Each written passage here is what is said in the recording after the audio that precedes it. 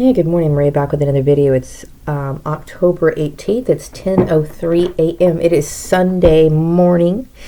And so I'm doing some laundry for my son, getting those stains out, you know what I mean? He got a new shirt from one of his friends and he got some pasta sauce on it.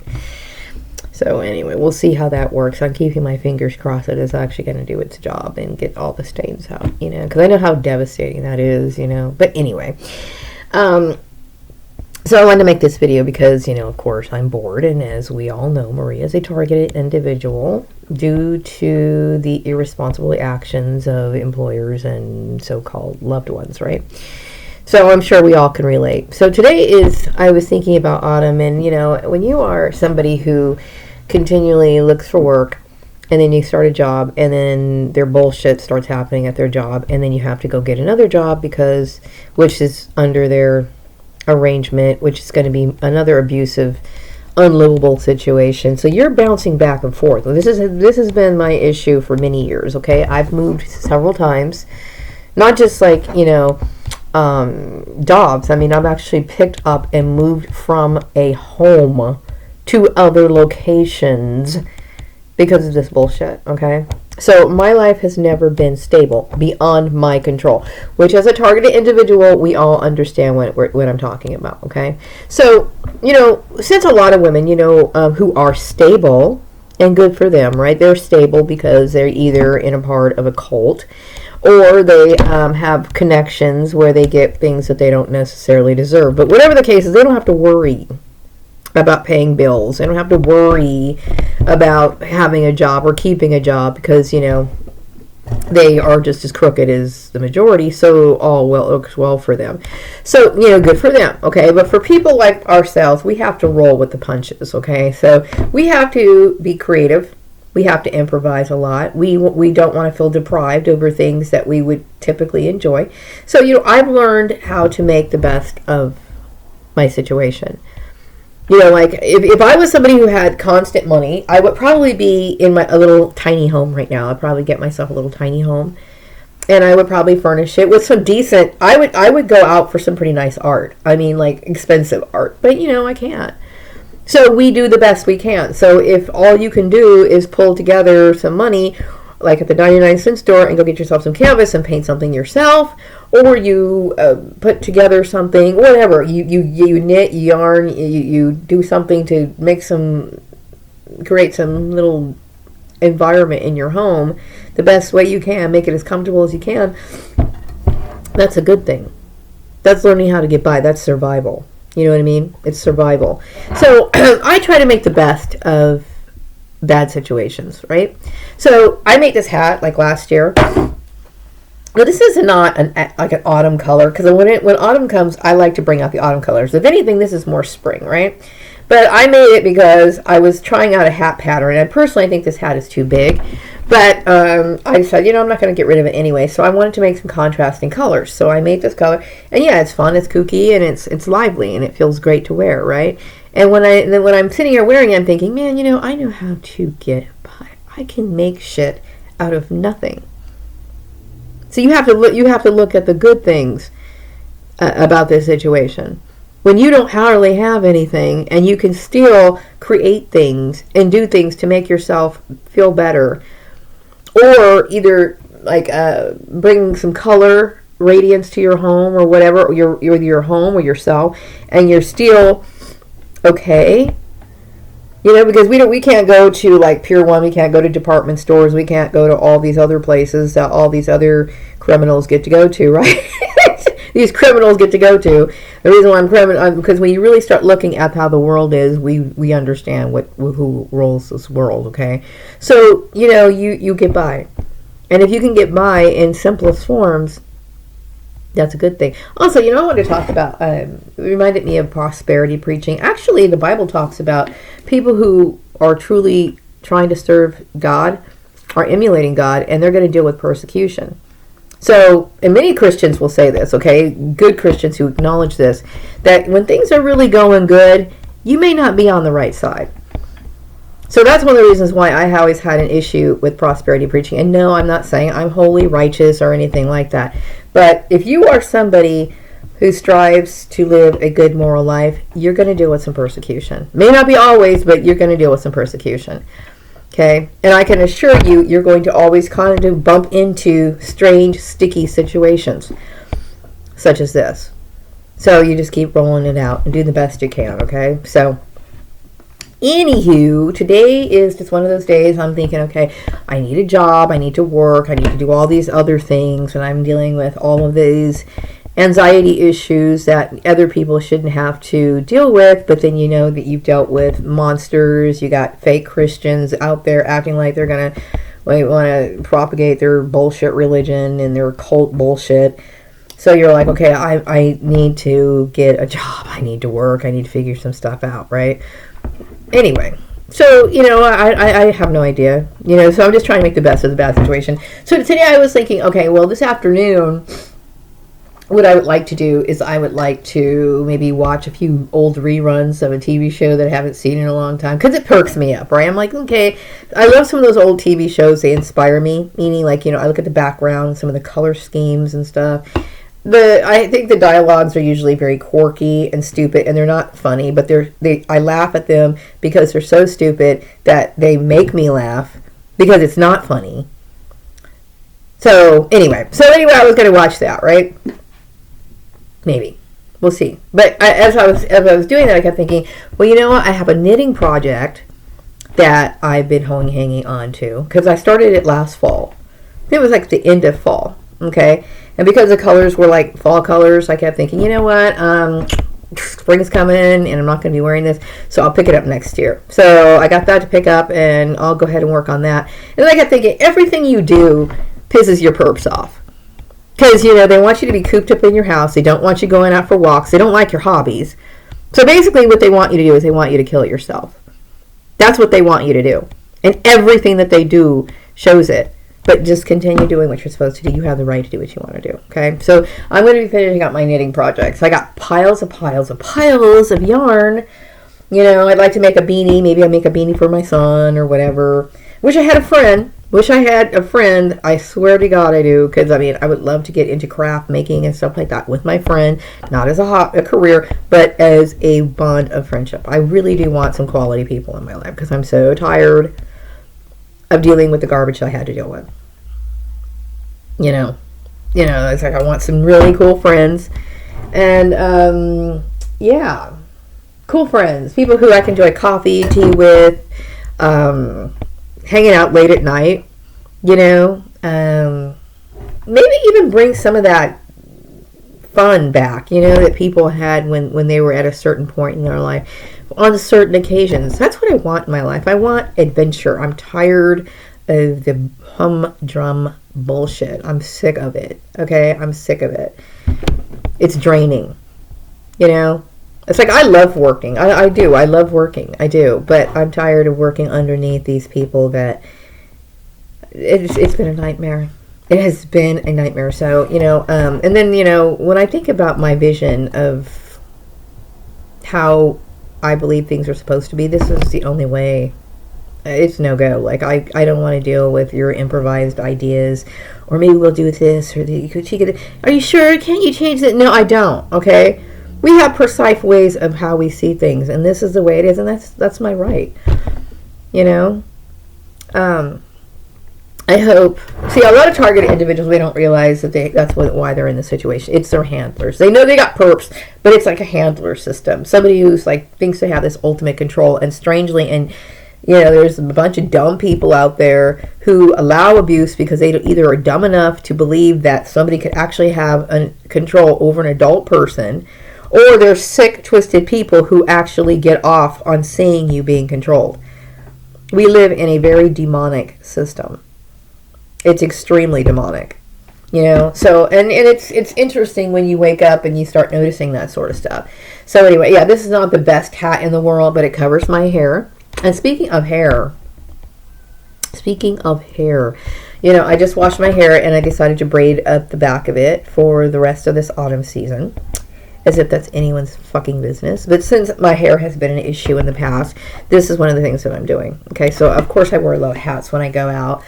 Sometimes I put my hair in a little bushy ponytail, but you'll notice the bushy tail ponytail is very lopsided, and because I'm dealing with hair breakage in the back and all that other stuff. So I do the best I can. Okay, so what I do with my hair is my business.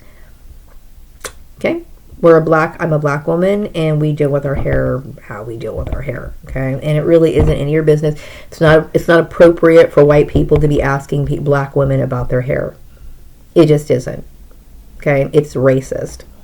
And then you have these stupid ex-employers, the stupid farmer, motherfucking racist piece of shit, right? He thinks he can tell people the right, who they're supposed to be and how they're supposed to live, and they're going to change this, and then, insensitive to your needs and whatever, because he's a racist, right? And it comes out, and you can't deny it at this point. So anyway, yeah. This is what's on the agenda for my hair. Maria's giving her hair a break for at least a few months or so. And so, I'm going to be using my sisters here. They call them women. They refer to wigs as she. Like, I noticed on a lot of the wig reviews that I've watched in the past where they're talking about, they refer to it as a unit, or they refer to it as a she, like it's a woman. Okay, now as long as I'm not at work, I don't really wear wigs, unless, of course, I'm going somewhere special or whatever. But, during while I'm at home, it's just, I usually do wear hats. I usually do. Or scarves, Sometimes I unbraid the back of my hair and I'll wear it out if it's like really bushy, and I put a headband in it or something and make it look kind of teased up and crazy, okay? Because that's just an option when you have choppy hair. But most of the time, I refer to these two units here. These people are just like, you can't even understand how inappropriate their behavior is and how offensive it is. I'm telling you, like, some people's racism is shocking. It's shocking, and it even shocks them too, because they'll swear up and down, "Oh, I'm not a racist. I'm not a racist. I'm not racist." But everything that they do shows them that they are. And then when you give them the definition of racism, then they realize they're racist. And I remember meeting this one girl who realized that she was a racist, and she started crying. There were like tears coming up in her eyes, like she couldn't believe that this was in her.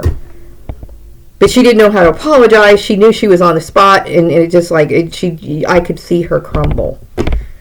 Because in her mind, she's like this good person. She's like caring about everybody, but she still has it in her.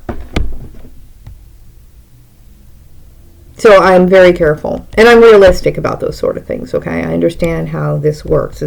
We are put in a society where this has been established, and it's real. Okay, that doesn't mean I hate white people. I understand, this is what they've always believed all their life, and it's a lot of deep ingrained ideals in their mind, or misconceptions, prejudices, everything that goes on in their brain. And then sometimes they'll say, "Oh, I'm not a racist. I believe that and they might believe that black people have the right to, have a job and everything else like that. But then they'll start coming up with these preconceived ideas, these misconceptions, assuming that they don't know, that you don't know as much as they do, or blah blah blah blah blah blah blah blah." Okay, and because of these prejudices, this issue of prejudging you, they will block you, intimidate you, even possibly harass you, because they constantly think, well, she's black, she may not know, she needs help. They always think they're your savior. They always think that they're your savior, always. Okay, because this is what they're thinking. And don't when you look at me out in town, don't sit here and think, oh, she's trying to straight up racial problems. Here's my stance in life. Okay, I'm here as an observer. And I've always taken this stance, okay? I'm a black woman, yes. That doesn't mean that I'm a Black Panther. I'm not a Black Panther. Okay? I understand that there was a reason for that at one time. Okay? But I'm not a Black Panther. I'm not somebody who is trying to cause any problems. I'm just a woman, a black woman, who rolled into a town who had a good, cost of living. And I figured I want to go ahead and do that because there was bullshit going on in my town, and I wanted to go ahead and, meaning there was hardly any jobs or whatever, so I just wanted to have a cost, move into a little place where, I could be quiet and just kind of chill, right? So, anyway, to make a long story short, I'm not somebody who's going to raise hell. If I wanted to raise hell, I would have joined forces with a bunch of like seriously militant black people, and then there would be some serious issues going on here. I have no interest in doing that. But I'm just basically bringing your awareness to your actions and what you did, and what this is, and the statement that you're making by doing what you're doing. Okay? And it might dawn on you that you are. And when I told that girl, and I put it in very simple terms, and she understood it, because she couldn't deny it. She couldn't sit here and say, well, this is not true, or make up another excuse as to, because I always corner people. I always put them in a situation where they cannot deny it. This is how I speak. So you do not want to get into a debate with me. So when she realized what she was and what she did, she had no other choice but to break down and cry. And of course, I don't have any time to see people's tears. I can't stand that shit. So I just walked away. Okay, I'm a realist is what I am. Okay? And yes, I'm a black woman. And yes, I do. I mean, just because I like different things doesn't mean that I'm somebody who's detached from who I am as a black person. I love, I'm not interested so much in African culture. I'm not, okay? But I do like African artifacts. I do like African masks. I think they're awesome. I would like to get some African drums. I had a few African shirts a long time ago. I thought some of the African practices were interesting. Like some people preserve their children's teeth. You make necklaces of it. Yes, that sounds like, so savage and everything. Yeah, well, that's my ancestors, and I think it's kind of cool. Okay, but when I think about my black heritage, I mostly think about the heritage that we had as black people here in the United States, because this is all I really know. I only know me being in the United States. I have no idea what part of Africa my blood relations are from. I know there's all kinds of tests that you can take, and DNA and all this other stuff. But all I know is I'm a black woman who lives in the United States. And there's a lot of rich history of how we were living and what we were doing here in the United States. Okay. So this is where my interest lays. Okay. And this is what inspires me. I'm very inspired by black culture, especially when around the late 1800s all the way up to like the 1930s. This is a time period that I find quite fascinating, And, I don't listen to rap music. Okay, I don't. But I love old Motown. You know what I mean? But then again, I love all kinds of music. I like music. You know what I mean? And I love music. I love arts. I can appreciate, beauty in artistic expression. And that doesn't mean I'm an artist, okay? But I do have a love of artistic expression, meaning either poetry, design, music, whatever, from different cultures, okay? Like, I think Indian stuff is really cool because of the colors, the designs, the layouts. I go crazy over Mexican stuff. Mexican art's gorgeous. Okay, that's just me having a broad interest in stuff is basically what it is, okay? And if it's colorful and if it grabs me, I think, okay, why not? Now, I have seen like this video about these groups of Asians who admire the Latinas in the Los Angeles area so much that they're like emulating them. I can't say I agree with that, but I understand how certain things can inspire. I think they call it cultural disappropriation or appropriation or whatever, where there are certain cultures who are getting a little pissed off of other cultures stealing their shit. You know what I mean? That does happen, okay? Because a lot of black people don't like seeing white people in braids. They feel like, well, that's our shit, but whatever, okay? To me, it's like if you're an explorative person and you like to try different things, okay, why not try it? If you think this particular, I think Mexican aprons are beautiful. That doesn't mean that I secretly want to be Mexican.